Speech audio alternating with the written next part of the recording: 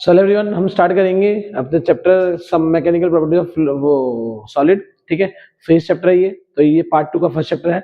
बहुत important chapter है, बहुत इजी चैप्टर है, थोड़ा ध्यान देंगे आपको समझ में आ जाएगा। ठीक है, इस चैप्टर में, पूरे चैप्टर में सिर्फ बात की गई है स्ट्रेस और स्ट्रेन की। स्ट्रेस क्या होता है? Stress is nothing but only pressure, pressure applied on solid. Strain क्या है? Consequence of stress, consequences of stress. अगर हम किसी बॉडी के ऊपर प्रेशर लगा रहे हैं तो उसे क्या कंसीक्वेंस होंगे, उसमें क्या चेंज आएगा? ठीक है, उसमें क्या चेंज आएगा मतलब उसमें क्या फर्क आएगा? मान लो कोई भी चीज है, उसे मैं प्रेस कर रहा हूं तो कंप्रेस हो जाएगा। अगर वो कंप्रेस हो रहा है तो उससे हम क्या बोलेंगे? स्ट्रेन। हमने उस पर क्या लगाया? स्ट्रेस। क्लियर है? कोई लोहा है, लोहे के ऊपर हमने कोई टांग दिया, उसमें सामान रखते गए रखते गए रखते गए तो लोहा क्या हो जाएगा? इलोंगेट होगा। लोहा क्या हो जाएगा? हल्का फुल्का इलोंगेट होगा। वो क्या हो जाएगा? हम उसे क्या कर रहे हैं? उसे हम इलोंगेट कर रहे हैं। ठीक है, अगर दबाएंगे उसको, प्रेस करेंगे तो उसमें क्या बोलेंगे? कंप्रेस कर रहे हैं। तो यहाँ पे स्ट्रेस जो है, स्ट्रेस क्या आता है? स्ट्रेन आता है। तो स्ट्रेस क्या होता है? Simply stress is simply stress is defined as force applied on body per unit area, also known as pressure, also known as pressure। ठीक, अब यहां पे क्या हो जाएगा? Stress all and then, so stress is what? Stress simply force divided by what? Area. ठीक है, stress आपका क्या हो जाएगा? आपका S is equal to force upon क्या हो गया? एरिया। और इसको मैं कहते हैं P। This is also known as what? Pressure. ठीक है, ये तो क्या होता है? आपका प्रेशर होता है। ठीक है, ये क्या होता है? आपका प्रेशर। ठीक है, तो हम किसी भी बॉडी पे अगर स्ट्रेस लगाएंगे तो उसमें क्या आएगा? स्ट्रेन आएगा। स्ट्रेन उसकी लेंथ में चेंज आ सकता है, उसकी बॉडी की शेप में चेंज आ सकता है, उसके वॉल्यूम में चेंज आ सकता है।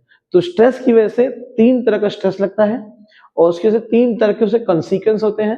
ठीक, तीन तरह का स्ट्रेस होता है और तीन क्या होता है? उसमें कंसीक्वेंस होते हैं। तो देखो स्ट्रेस कौन कौन से होते हैं। पहला स्ट्रेस होता है आपका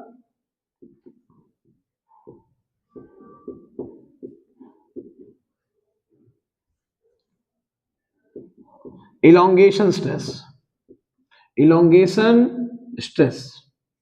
ठीक है, दूसरा आपका होता है लेटरल स्ट्रेस, लेटरल स्ट्रेस। तीसरा क्या होता है आपका? वॉल्यूम स्ट्रेस, या इसे बोलते हैं हाइड्रोलिक स्ट्रेस, हाइड्रोलिक स्ट्रेस, जैसे वॉल्यूम में चेंज आए। ठीक, जैसे मान लीजिए इलोंगेशन में क्या होगा? इलोंगेशन में क्या होगा? देखिए, ये आपकी बॉडी है कोई, हाँ एक बॉडी है, उस बॉडी पे हमने क्या लगाया? फोर्स लगाया। इसका होता एरिया क्या है? इसका बच्चों मान लो एरिया पर क्या है? ए। इसे एक और इसे बोलते हैं टेंसाइल स्ट्रेस। ठीक है, टेंसाइल स्ट्रेस। तो इस पे हमने, ये एरिया है, मान लो इसमें क्या लगाया? इसमें फोर्स लगाया। क्या लगाया? इसमें फोर्स लगाया। इस पर्टिकुलर एरिया पे फोर्स लगाया तो इससे क्या बनेगा? जरा इससे नीचे तो क्या बनेगा? आपका प्रेशर। मान लेते हैं तो इसकी लंबाई हमारी पहले कितनी थी? L। लंबाई कितनी थी? L। और इसे प्रेशर लगाएंगे तो क्या होगा? हल्का सा क्या हो जाएगा? ये फैल जाएगा, हल्का सा ये इलोंगेट हो जाएगा। और बताओ कितना इलोंगेट हो गया? ये मान लो आपका हो गया डेल्टा एल इलोंगेट। कितना इलोंगेट हो गया? Delta L. तो यहाँ पे क्या होगा? इलोंगेशन स्ट्रेस क्या होता है? सिंपली सेम चीज, प्रेशर या force applied on a body per unit area. Simple यही चीज यहां भी यही होगा, force applied on a body per unit area. तो क्या हो जाएगा? बताओ स्ट्रेस का फॉर्मूला। सिंपल, स्ट्रेस का फॉर्मूला क्या होगा आपका? वही फोर्स अपॉन एरिया। अगर स्ट्रेस का फॉर्मूला फोर्स अपॉन एरिया है तो इसे हुआ क्या? इससे क्या प्रोड्यूस हुआ, देखो इससे प्रोड्यूस हुआ लॉन्गिट्यूडनल स्ट्रेन। क्या प्रोड्यूस हुआ, लॉन्गिट्यूडनल स्ट्रेन। क्या मतलब है इसका, क्या मतलब है लॉन्गिट्यूडनल स्ट्रेन का, तो सब ध्यान सुनेंगे बच्चों। स्ट्रेन का जो है फॉर्मूला होगा वो होगा increase in length, increase in length divided by initial length, initial length, increase in length divided by initial length. तो स्ट्रेन का फॉर्मूला आपका हो जाएगा, यहां लिखता हूं, डेल्टा एल अपॉन क्या हो जाएगा आपका, delta L. What is this formula, this is the formula for strain, delta L upon, इसे बोलते हैं लॉन्गिट्यूडनल स्ट्रेन, इसे बोलते हैं टेंसाइल स्ट्रेन, आप कुछ ही बोल सकते हो। तो यहाँ पे हमने फोर्स लगाया इसके ऊपर, इस फोर्स लगाने की वजह से, इस एरिया पे फोर्स की वजह से यहां बना प्रेशर, और इसे क्या बनेगा, हम इसे लिखेंगे स्ट्रेस को फोर्स अपॉन एरिया। ठीक, तो यहां से क्या आ गया, लॉन्गिट्यूडनल स्ट्रेन आ गया पर क्या, डेल्टा एल अपॉन एल। यहां पे हमने क्या करा, हमने बॉडी के साइज को चेंज करा, कैसे, बॉडी के साइज को। अब ये लेटरल क्या होता है, यहां पे क्या होगा, ऐसे बॉडी थी अपनी, ऐसे बॉडी थी, हमने क्या करा इस पे, हमने इस पे यहां से फोर्स लगाया इस एरिया पे,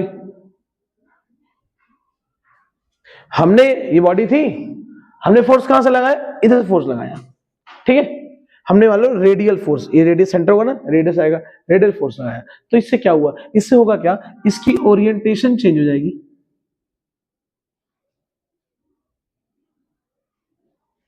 ठीक है।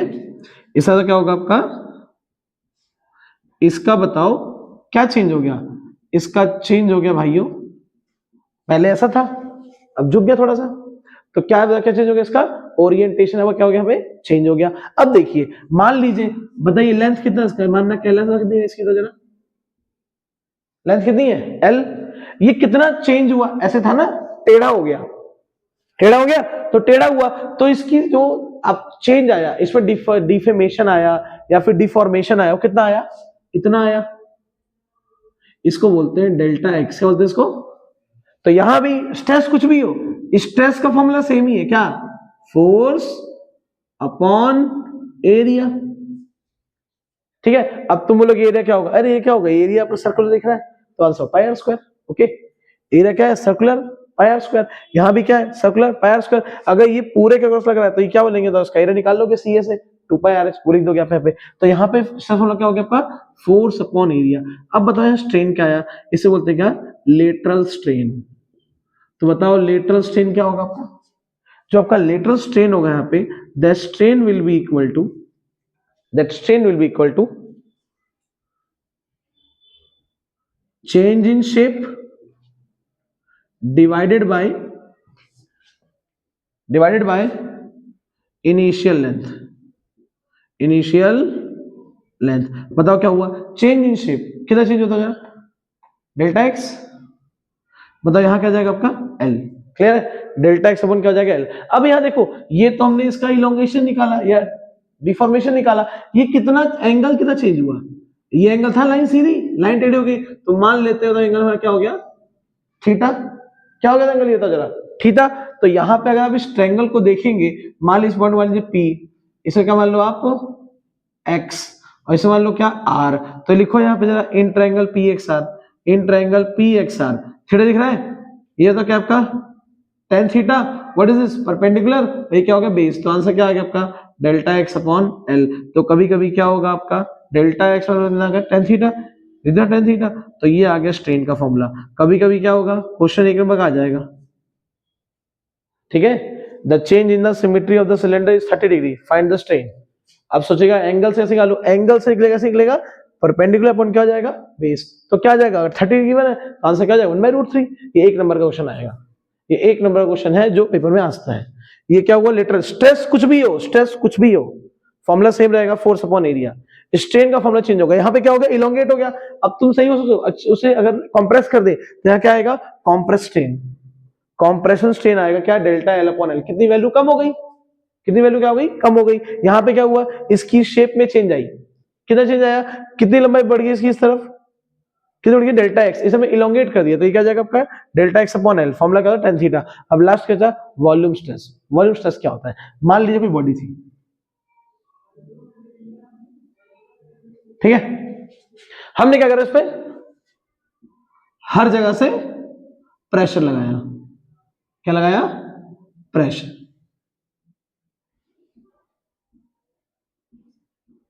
प्रेशर लगाया। अब जब प्रेशर लगाएंगे तो क्या हो जाएगा इसका, बताओ क्या हो जाएगा, साइज क्या छोटा हो जाएगा।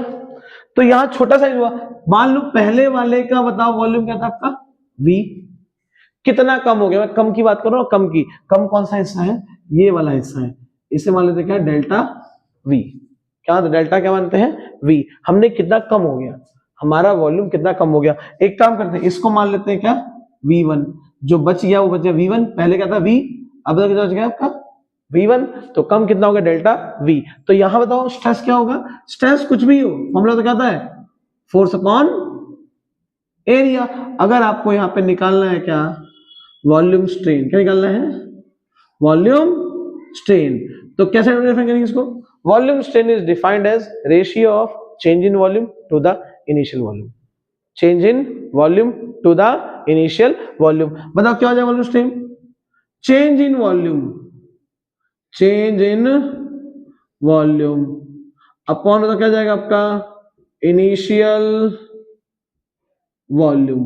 बताओ चेंज इन वॉल्यूम कैसे निकालेंगे, क्या करेंगे बड़ा माइनस छोटा या छोटा माइनस बड़ा, फाइनल क्या करते हैं फाइनल माइनस इनिशियल। बताओ फाइनल वॉल्यूम कितना हो गया इसका, हम कंप्रेस कर रहे हैं, बताओ वॉल्यूम फाइनल कितना हो गया V1 और इनिशियल कितना आपका V डिवाइड में, बताओ इनिशियल कितना था आपका V, what is this dealt V1 minus V, देखो पहले छोटा है फिर बड़ा है, तो जब निकालेंगे इसका स्ट्रेन तो हमारी वैल्यू नेगेटिव आएगी पॉजिटिव आएगी, पहले ज्यादा था बाद में कम हो गया, कम माइनस ज्यादा वैल्यू क्या आएगी नेगेटिव, तो इसलिए क्या आता है minus delta V upon V। बताओ क्या हो गया हमारा वॉल्यूम स्ट्रेन।